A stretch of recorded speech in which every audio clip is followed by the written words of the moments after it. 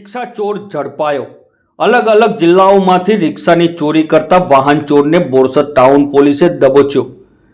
10 રિક્ષા અને એક મોટરસાયકલ જપ્ત કરવામાં આવી। બોરસદ ટાઉન પોલીસની ટીમે રાજ્યના અલગ અલગ જિલ્લાઓમાંથી રિક્ષા ચોરી કરતા વાહન ચોરને ઝડપી પાડ્યો છે।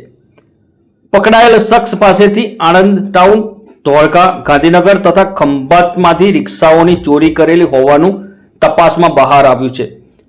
પોલીસે તેની પાસેથી ચોરી ગયેલી 10 રિક્ષા સહિત 13.10 લાખનો મુદ્દામાલ જપ્ત કરી આગળની કાર્યવાહી હાથ ધરી છે।